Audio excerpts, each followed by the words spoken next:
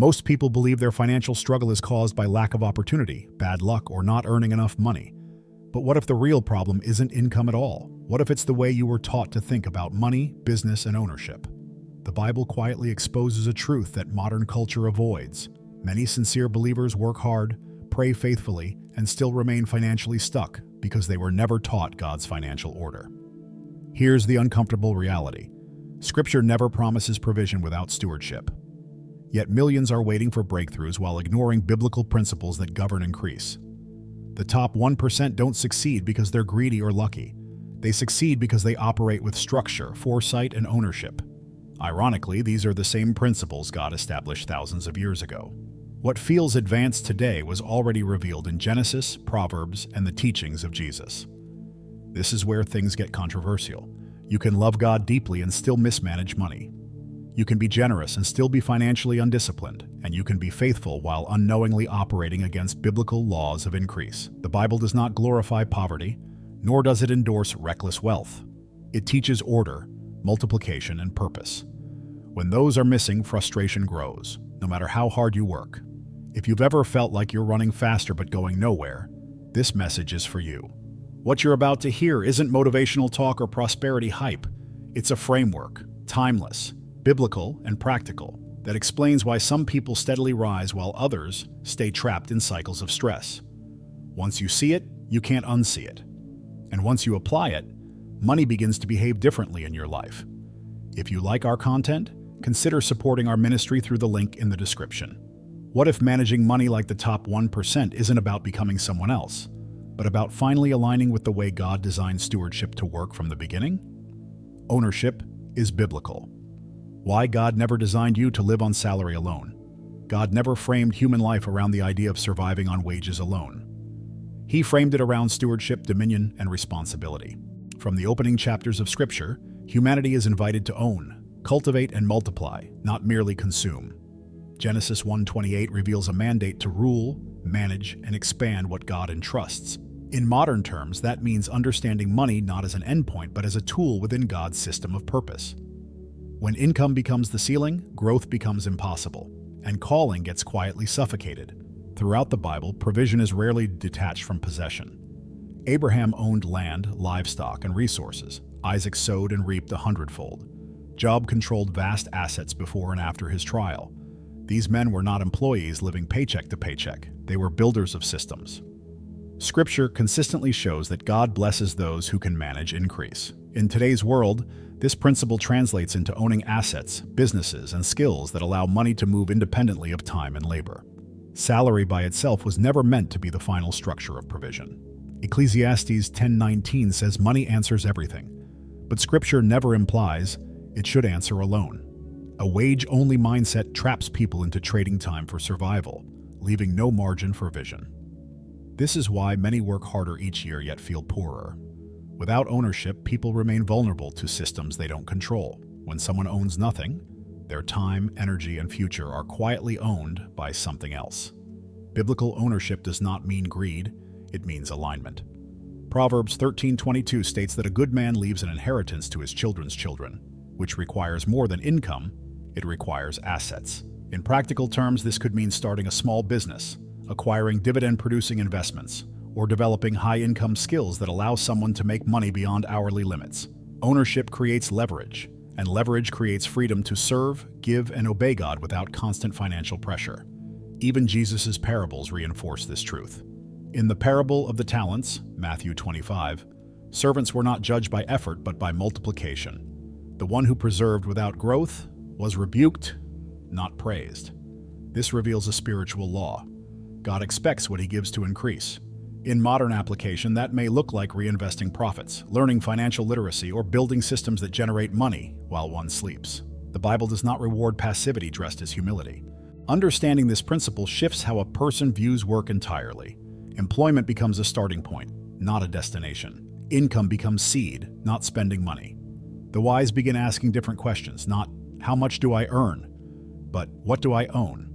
That question quietly opens the door to the next principle Scripture reveals about wealth, order, and priority, which explains where money should go first before anything else ever gets spent.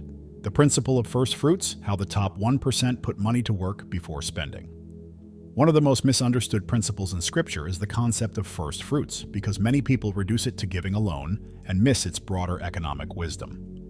Biblically, first fruits are about order, not just generosity.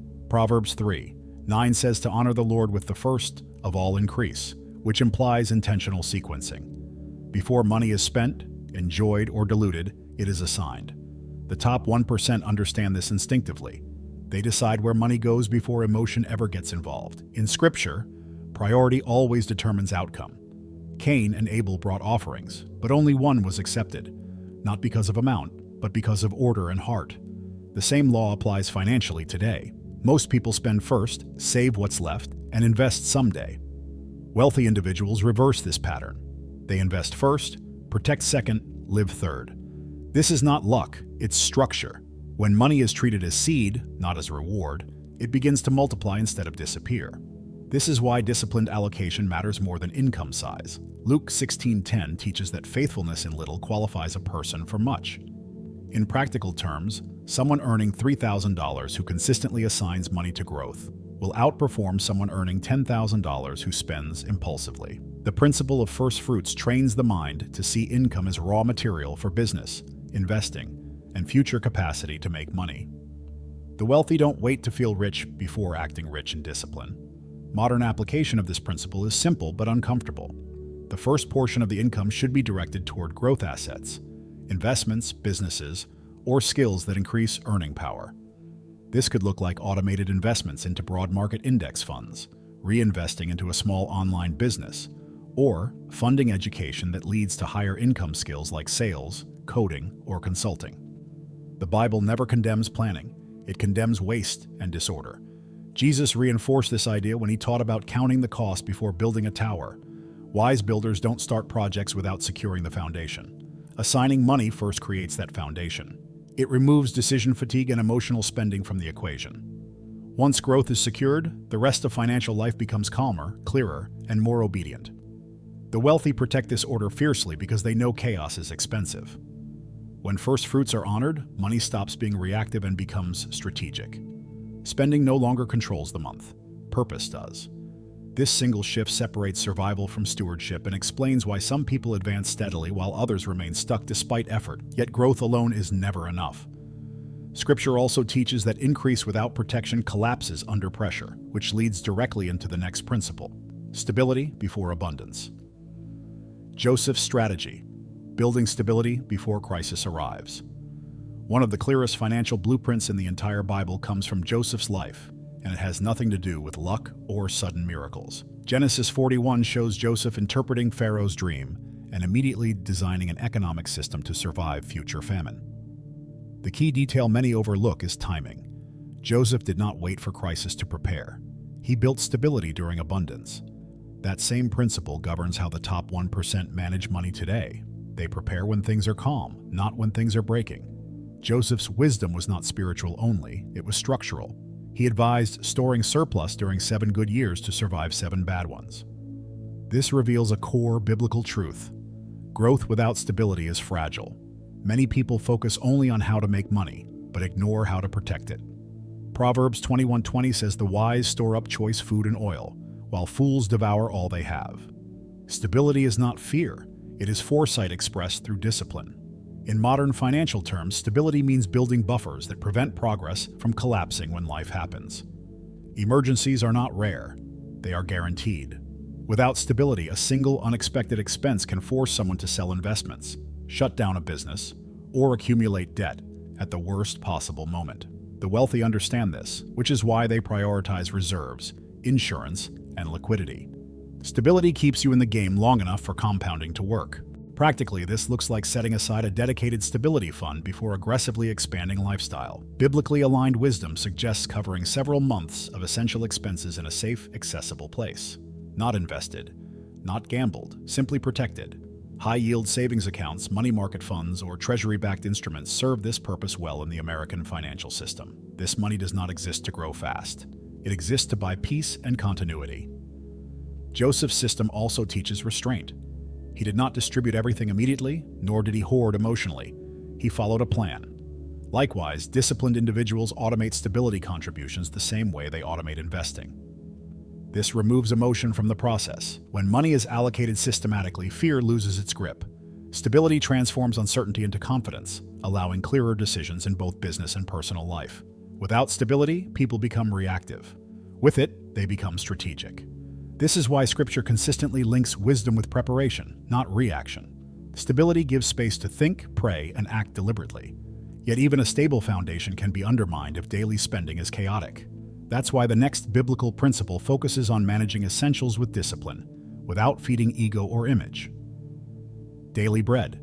With discipline, managing essentials without feeding the ego. The Bible never condemns provision. It warns against excess driven by pride. When Jesus taught his disciples to pray for daily bread, he was pointing to sufficiency, not indulgence. This principle matters deeply in money management because most financial stress does not come from lack of income, but from undisciplined essentials. The top 1% understand that controlling lifestyle is more powerful than increasing salary. They manage what is necessary without allowing ego to rewrite the definition of need. Scripture consistently separates needs from wants. Proverbs 30:8 asks for neither poverty nor riches, but only what is necessary. Yet modern culture trains people to label upgrades as essentials. Bigger homes, newer cars, constant subscriptions all quietly inflate fixed costs. Once essentials expand, pressure follows. That pressure forces people to chase more money, often at the expense of peace, family, and purpose. Discipline is not restriction, it is protection. In practical terms, managing essentials means placing intentional limits on housing, transportation, food, and recurring expenses. Wise individuals cap these costs at a percentage that leaves room for growth and generosity. This may involve choosing a modest home, driving a reliable used vehicle, or auditing monthly expenses to eliminate waste. These choices are not signs of lack, they are signals of control. Wealth is built quietly through decisions no one applauds. Jesus warned that life does not consist in the abundance of possessions. That warning becomes painfully relevant when people earn more yet feel poorer. Lifestyle inflation is subtle, but destructive. Ecclesiastes teaches that the lover of money is never satisfied, because appetite grows with access. The wealthy resist this trap by separating identity from consumption. They do not buy to impress, they buy to serve function and value. A simple biblical filter helps guide spending decisions. Does this purchase support life, work, or health? If not, it likely belongs outside essentials. Applying rules instead of willpower removes emotional fatigue. Systems protect discipline when motivation fades. The wealthy rely on boundaries because they understand that impulse is expensive. Over time, disciplined essentials create margin: financial, mental, and spiritual. When essentials are managed well, money stops leaking silently and starts obeying direction. This discipline creates space for generosity, investment, and rest. It also reveals something deeper. Real increase often comes not from cutting costs, but from expanding capacity. Scripture addresses this next by pointing to talents, skills, and productive work as the fastest path to multiplication. Talents, skills, and businesses. The fastest biblical path to increase income. One of the most direct teachings Jesus ever gave about money, business, and increase is found in the parable of the talents. In Matthew 25, servants were entrusted with resources according to their ability, and the expectation was clear. What was given was meant to grow. The servant who multiplied was praised, the one who preserved without increase was corrected. This reveals a biblical truth many avoid. God values productive skills and strategic action, not passive waiting. Skills are one of the few assets Scripture treats as both spiritual and practical. Proverbs 22:29 says that a skilled person will stand before kings, not ordinary men. In modern terms, high-value skills create leverage: sales, marketing, coding, copywriting, consulting, investing analysis. These are not just career tools. They are engines that allow someone to make money independent of fixed hours. Unlike physical assets, skills cannot be taken away, inflated, or taxed into irrelevance. The top 1% invest heavily in their ability to produce value before they invest heavily in lifestyle. They understand that income growth solves problems that budgeting never can. Biblically aligned wisdom encourages continuous learning and refinement. This may look like reading books such as The Intelligent Investor, Rich Dad, Poor Dad, or studying biblical models of enterprise found in Proverbs and Ecclesiastes. Knowledge compounds just like capital. Business in Scripture is not treated as secular or inferior. Lydia was a merchant, Paul was a tent maker. Proverbs 31 describes a woman who trades, invests, and profits honorably. Business is simply organized value creation. Starting small, freelancing, consulting, selling digital products, or building an online business allows skills to be converted into scalable income. This is often the fastest way to increase cash flow without waiting for promotions or approvals. From a financial strategy perspective, increased income accelerates everything. It speeds up investing, strengthens stability, and reduces pressure on essentials. This is why wealthy individuals focus less on cutting coffee and more on increasing capacity. They ask better questions. How can this skill produce more value? How can this business systemize effort? How can money be reinvested to multiply outcomes? When skills and businesses are aligned with biblical stewardship, increase becomes purposeful rather than stressful. Income stops being chased and starts being built. Yet Scripture also warns that unchecked ambition without rest leads to burnout. True wisdom balances multiplication with renewal, which is why the final principle addresses joy, rest, and reward as part of God's financial design. Joy, rest, and reward. Why God allows you to enjoy money without guilt. Many people assume that biblical money management is about denial, sacrifice, and constant restraint, but Scripture presents a far more balanced picture. Ecclesiastes 3 teaches that there is a time for everything, including enjoyment. God never designed discipline to feel like punishment. The top 1% understand that sustainable success requires rhythms of rest and reward. Without joy, discipline collapses. Without rest, ambition becomes destructive. The Bible consistently affirms the value of enjoyment when it flows from order. Ecclesiastes 5:19 says it is a gift of God when someone enjoys the fruits of their labor. This is not indulgence, it is gratitude expressed through experience. When money is managed with wisdom, allocating a portion for joy removes resentment from the process. People who never allow themselves to enjoy progress often sabotage themselves later through overspending or burnout. In practical terms, this principle means intentionally assigning money for experiences that restore energy and perspective.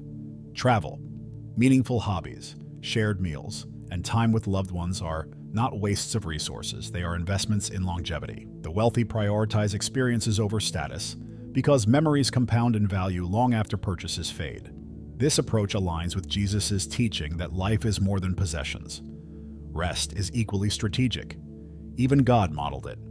Resting on the seventh day, not out of exhaustion but to establish rhythm. Chronic overwork clouds judgment and weakens spiritual sensitivity. Many poor financial decisions are made when people are tired, stressed, or desperate for relief. Scheduling rest protects clarity. When clarity is protected, business decisions improve and money flows with less friction. Reward also reinforces discipline. When joy is planned, spending becomes guilt-free and controlled. This prevents emotional splurging and keeps long-term goals intact. The wealthy use this intentionally by creating boundaries around reward funds, knowing exactly how much can be enjoyed without compromising growth or stability.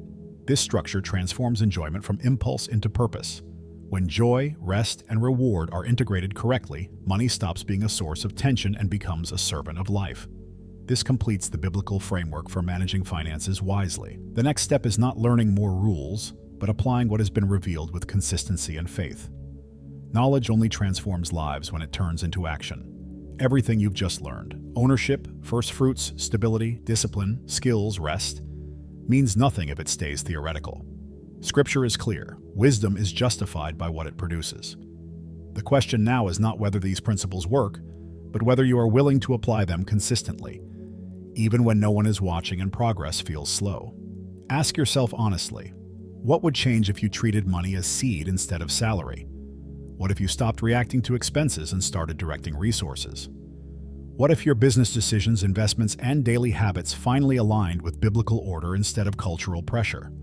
Small, faithful steps, taken daily, are how extraordinary outcomes are built over time. This isn't about becoming rich for status.